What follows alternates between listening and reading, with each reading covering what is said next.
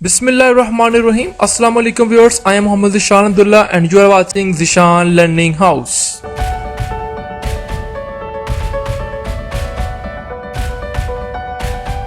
Albert Einstein की famous equation E is equal to mc square के बारे में इस वीडियो लेक्चर में हम बात करेंगे, क्योंकि ये इक्वेशन बहुत ज़्यादा फेमस है और इसी इक्वेशन की वजह से आइंस्टाइन को 1921 के अंदर नोबेल प्राइज दिया गया। जी हाँ, ये वो इक्वेशन है जिसने फिजिक्स की दुनिया के अंदर हलचल मचा दी थी। और क्योंकि बहुत फेमस इक्वेशन है और इस इक्वेशन के बारे में बहुत सारे लोग जानते हैं और बहुत सारे लोगों के दरमियान में मिसअंडरस्टैंडिंग भी पाई जाती है। कुछ लोग ये कहते हैं कि अगर कोई बॉडी जिसका मास m है, अगर वो स्पीड ऑफ लाइट के साथ मूव करवाएं उसको तो वो एनर्जी में कन्वर्ट हो सकती है, जो कि गलत कॉन्सेप्ट है, बिल्कुल रॉन्ग कॉन्सेप्ट है। इसका एग्जैक्ट कॉन्सेप्ट है क्या और एग्जैक्ट हमें क्या बताती है, इस वीडियो लेक्चर में हम बात करेंगे।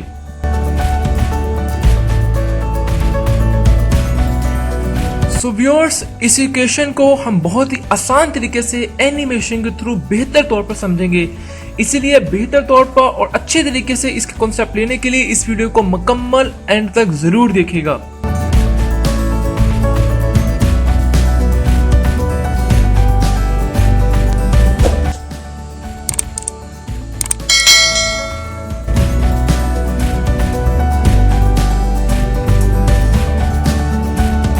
सबसे पहले इस इक्वेशन में इस्तेमाल होने वाली इंपॉर्टेंट टर्म्स को देख लेते हैं। यहाँ पर E से मुराद एनर्जी है, M से मुराद मास है, C से मुराद स्पीड ऑफ लाइट है और स्पीड ऑफ लाइट की वैल्यू 3.0 10 की पावर 8 मीटर पर सेकंड है।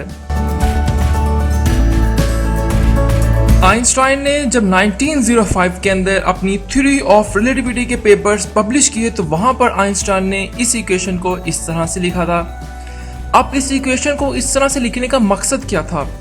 तो बेसिकली इस इक्वेशन को इस तरह से लिखने का मकसद ये था कि किसी भी सिस्टम की इंटरनल एनर्जी उस सिस्टम के मास में अपना रोल प्ले करती है।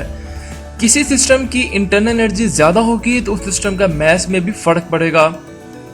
इसका मतलब क्या है, आइए बेहतर तौर पर समझते हैं। इस इक्वेशन को बेहतर तौर पर समझने के लिए हमने कुछ एग्जांपल्स का सहारा लिया है। तो सबसे पहले हमारे पास एग्जांपल है, वो है स्प्रिंग सिस्टम की। सो यहाँ पर हमारे पास मास स्प्रिंग सिस्टम है, जिसमें ए फिगर में देखें तो ये स्प्रिंग की इनिशियल पोजीशन है, यानी वो पोजीशन है जिस पे स्प्रिंग रेस्ट की हालत में है। ये बी फिगर में आप देखें तो स्प्रिंग को स्ट्रेच किया जा रहा है, सी फिगर में स्प्रिंग को कंप्रेस किया जा रहा है। सो इस इक्वेशन यानी E equal to mc square के मुताबिक वो स्प्रिंग जिसको स्ट्रेच किया जा रहा है या वो स्प्रिंग जिसको कंप्रेस किया जा रहा है, इन दोनों सिचुएशन के अंदर स्प्रिंग का मास ज्यादा हो जाएगा as compare to rest spring. अब कैसे ये पॉसिबल है? सेम सिस्टम है, सेम स्प्रिंग है, सिर्फ और सिर्फ आप स्ट्रेच या कंप्रेस कर रहे हैं तो सिस्टम का मास इंक्रीज कर जाता है। इसको बेहतर तौर पर समझने के लिए आइए हम एनिमेशन को देखते हैं। इस एनिमेशन में देखिए हमारे पास एक स्प्रिंग है और इस स्प्रिंग को कंप्रेस या स्ट्रेच करने के लिए यहाँ पर हमने एक हैंडल इंसर्ट किया हुआ है ताकि इसको कंप्रेस या स्ट्रेच किया जा सके। ये पोटेंशियल एनर्जी का इंडिकेटर है। अब होगा क्या, जैसे ही हम स्प्रिंग को कंप्रेस या स्ट्रेच करेंगे तो हमें पोटेंशियल एनर्जी सिस्टम की बढ़ती ही नजर आएगी, जिसको हम यहाँ से देखेंगे। सो इसको करके देख लेते हैं एनिमेशन में। जैसे जैसे हम सिस्टम को कंप्रेस कर रहे हैं तो आप देखें इसके पोटेंशियल एनर्जी आपको बढ़ती ही नजर आ रही है। अब ऐसा क्यों हो रहा है? कंप्रेस किया तो पोटेंशियल एनर्जी आपको बढ़ती हुई नजर आ रही है। ऐसा हो क्यों रहा है? इसकी वजह ये है कि जैसे जैसे हम स्प्रिंग को कंप्रेस करते रहते हैं तो हमें स्प्रिंग की फोर्स के अगेंस्ट वर्क डन करना पड़ता है और वो वर्क स्प्रिंग के अंदर स्टोर हो जाता है एज ए पोटेंशियल एनर्जी। तो देखिए कंप्रेस किया, पोटेंशियल एनर्जी आपको इस एनिमेशन में बढ़ती ही नजर आ रही है। अब जैसे ही इसको मेन पोजीशन पे लेके आते हैं पोटेंशियल एनर्जी दोबारा से जीरो, जैसे ही इसको स्ट्रेच कर रहे हैं तो दोबारा से पोटेंशियल एनर्जी बढ़ रही है। अब स्ट्रेच करने पर भी पोटेंशियल एनर्जी बढ़ रही है। इसकी वजह भी यही है कि स्ट्रेच करने पर भी हमें एक फोर्स लगानी पड़ती है स्प्रिंग की फोर्स के अगेंस्ट, जिसकी वजह से पोटेंशियल एनर्जी बढ़ती हुई नजर आती है।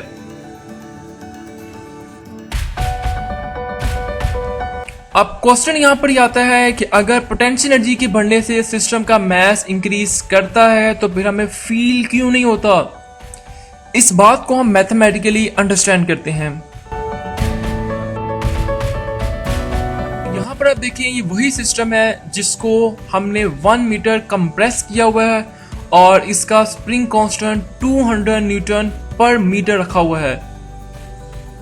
सो हमें मालूम है कि स्प्रिंग की एनर्जी का फार्मूला 1/2 kx² है। यहाँ पर अगर हम वैल्यूज को पुट करते हैं यानी k की जगह अगर हम 200 पुट करते हैं और x डिस्प्लेसमेंट है जिसकी वैल्यू 1 मीटर है, ये पुट करते हैं तो हमारे पास उस स्प्रिंग की एनर्जी जो है वो आ जाती है 100 जूल।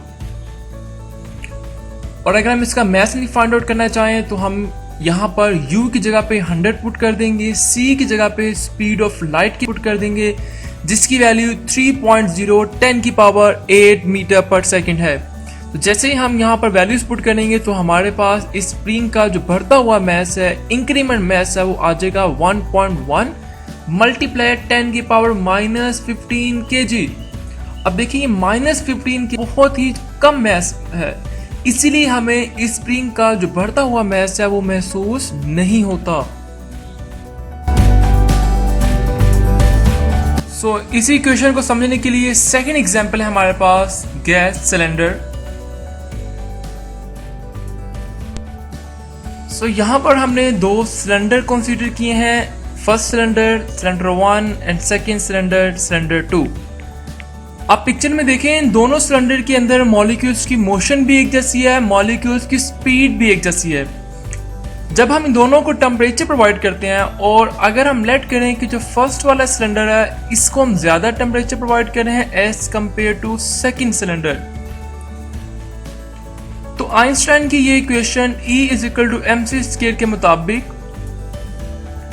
सिलेंडर 1 जिसको हम ज्यादा टेम्परेचर प्रोवाइड कर रहे हैं इसका मास ज्यादा हो जाएगा as compare to second cylinder. अब ये कैसे पॉसिबल है? दोनों का साइज भी सेम था, दोनों के अंदर मॉलिक्यूल्स की स्पीड भी एक जैसी थी, मॉलिक्यूल्स की मोशन भी एक जैसी थी, लेकिन ज्यादा टेम्परेचर प्रोवाइड करने से क्या हुआ, इसका जो इंटरनल एनर्जी है सिलेंडर 1 की जो इंटरनल एनर्जी है ये ज्यादा हो जाएगी। जैसे इसकी इंटरनल एनर्जी ज्यादा होगी तो इसका मास भी इंक्रीज कर जाएगा। इसको ज्यादा अच्छे तरीके से समझने के लिए आइए हम एनिमेशन को देखते हैं। सो यहाँ पर हमारे पास एक सिलेंडर है जिसका वॉल्यूम कांस्टेंट है और इसके अंदर गैस के मॉलिक्यूल्स मोशन में है। इसका टेम्परेचर 55 केल्विन है और जैसे ही हम इसको हीट प्रोवाइड करते हैं तो आप देखें जैसे ही मैं इसको हीट प्रोवाइड कर रहा हूँ तो इसका टेम्परेचर आपको नजर आ रहा है कि यहाँ पर इंक्रीज कर रहा है। हीट प्रोवाइड करने से इसका टेम्परेचर इंक्रीज कर रहा है। अब चूंकि इसका वॉल्यूम कांस्टेंट है जिसकी वजह से क्या होगा, इसमें जो इंटरनल मॉलिक्यूल्स की मोशन है वो मजीद ज़्यादा हो जाएगी, यानी इसकी इंटरनल एनर्जी इंक्रीज कर जाएगी। तो जैसे इसकी इंटरनल एनर्जी इंक्रीज कर जाएगी तो अकॉर्डिंग टू आइंस्टाइन इक्वेशन अगर एनर्जी इंक्रीज कर जाती है तो मास भी इस सिस्टम का इंक्रीज कर जाएगा। अब इसका मास कितना इंक्रीज करेगा और वो हमें फील क्यों नहीं होगा, इसको मैथमेटिकली अंडरस्टैंड करते हैं अपनी नेक्स्ट स्लाइड के अंदर।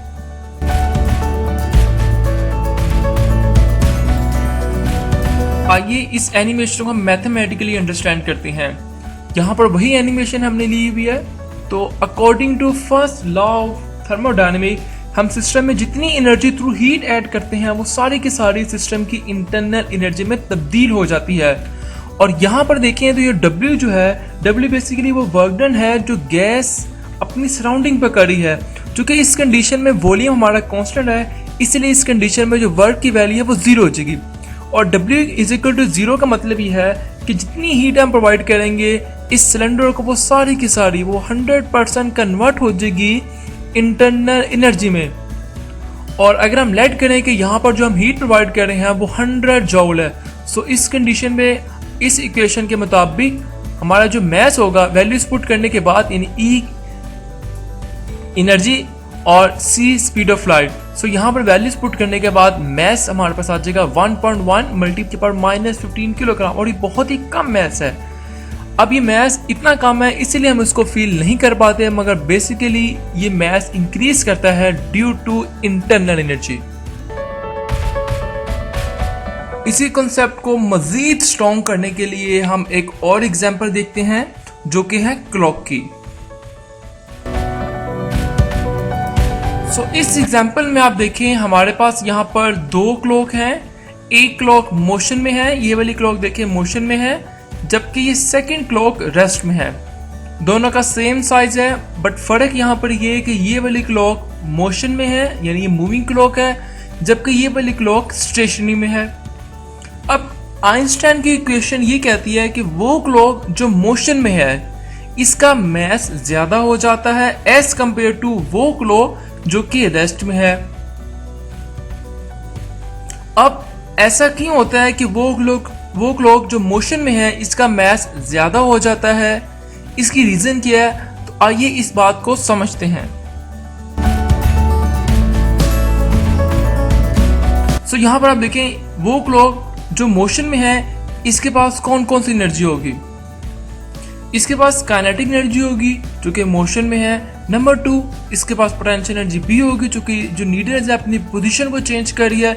इसके अलावा यहाँ पर हीट एनर्जी प्रोड्यूस होगी यानी फ्रिक्शन की वजह से यहाँ पर थर्मल एनर्जी भी होगी। अगर हम टोटल मास निकालना चाहें इस क्लॉक का जो मोशन में है तो हमारे पास आ जाएगा sum of all energies which is called internal energy divided by speed of light के स्केल। इसी वजह से मूविंग क्लॉक का मास हमें ज्यादा महसूस होता है और मूविंग क्लॉक का मास हो जाता है क्योंकि इसकी इंटरनल एनर्जी ज्यादा हो जाती है। इसी तरह से एक और एग्जांपल हमारे पास वो है सन।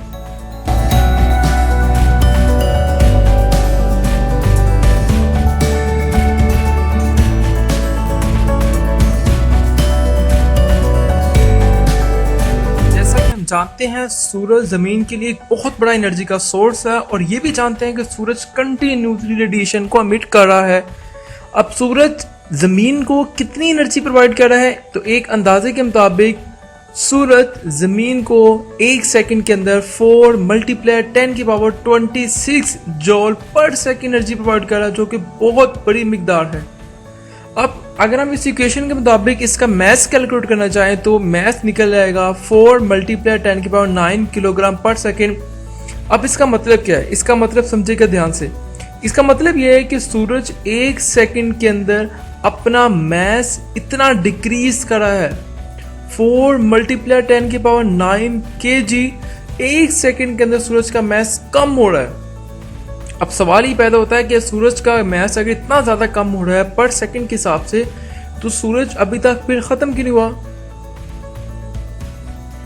तो इसका मतलब यह है क्योंकि सूरज एक सेकंड के अंदर जो अपना मास कम कर रहा है वो सिर्फ और सिर्फ सूरज के 1/10⁻21 मास ऑफ द सन है और अभी तक 10 बिलियन ईयर्स के अंदर सूरज का मास 0.07% डिक्रीज हुआ है। इस स्लाइड के अंदर हमारी जो समरी है वो ये है कि सूरज का मास कंटिन्यूसली डिक्रीज कर रहा है। क्यों डिक्रीज कर रहा है? क्योंकि सूरज कंटिन्यूसली अपनी एनर्जी को कम कर रहा है, यानी सूरज की इंटरनल एनर्जी डिक्रीज करती है जिसकी वजह से सूरज का मास भी कम हो रहा है।